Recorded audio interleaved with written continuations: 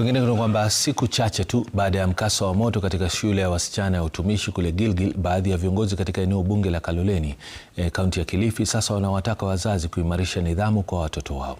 Wakizungumza katika hafla ya kuweka jiwe la msingi katika shule ya Kinarani, viongozi hao wamesema kuwa visa vingi na utovu wa nidhamu vinashuhudiwa nchini na hutokana na ukosefu wa maadili miongoni mwa wanafunzi na hata wazazi au walezi wao. Wakiongozwa na mbunge wa Kaloleni Paul Katana, viongozi hao wamesisitiza umuhimu wa ushirikiano baina ya wazazi, walimu na viongozi ili kuimarisha nidhamu na viwango vya elimu humu nchini. Mtakatifu. Amen.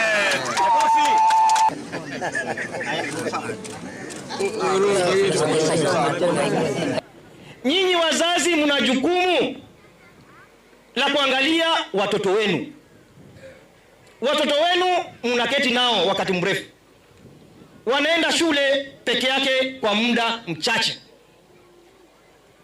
lakini wazazi wengine hawataki kushika majukumu yao kama wazazi. Watoto wanakuwa na utovu wa nidhamu, tumewadekeza sana. In as much as wako na haki zao, inabidi tujikaze pia sisi kama wazazi ili tuhakikishe nidhamu ya wanafunzi iko juu. Kazi ya kuweka nidhamu sio ya mwalimu pekee.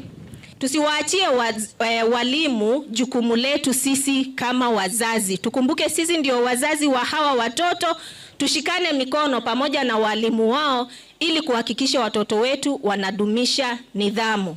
Tunajua baadhi ya wanafunzi wameonyesha upotovu, wanaharibu mali ya shule. Zungumza na mtoto wako atakapokuja nyumbani kwa likizo ndogo ili adumishe nidhamu na asiaibishe jamii ya Kaloleni.